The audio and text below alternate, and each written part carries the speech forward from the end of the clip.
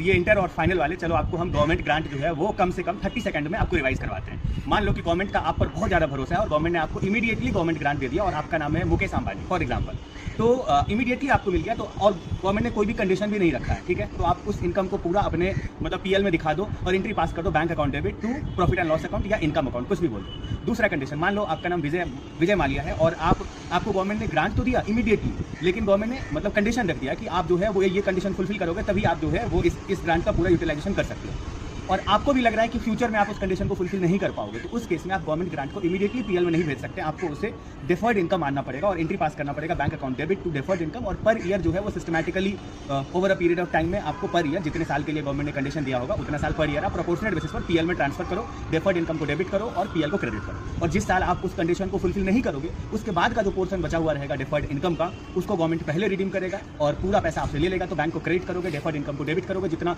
अभी अमोटाइज होना बाकी था, और डिफरेंस को डेबिट में आप प्रॉफिट एंड लॉस अकाउंट में ट्रांसफर करोगे। और थर्ड कंडीशन, जब गवर्नमेंट ने आपको ग्रांट दिया लेकिन गवर्नमेंट ने कंडीशन भी दिया और आपको भी लग रहा है कि आप कंडीशन फुलफिल कर दोगे, कंडीशन को ब्रीच नहीं करोगे, उस केस में भी आपको ग्रांट को इमीडिएटली पीएल में ना भेज करके आपको उसे डेफर्ड इनकम ही मानना चाहिए, bank account debit to deferred income and per year उसको डेफर्ड इनकम टू पीएल में systematically basis over a period of time में ट्रांसफर करना चाहिए। उम्मीद करते हैं कि आपका ये जो गवर्नमेंट ग्रांट है वो इस शॉर्ट्स के थ्रू कंप्लीट हुआ है। All the best.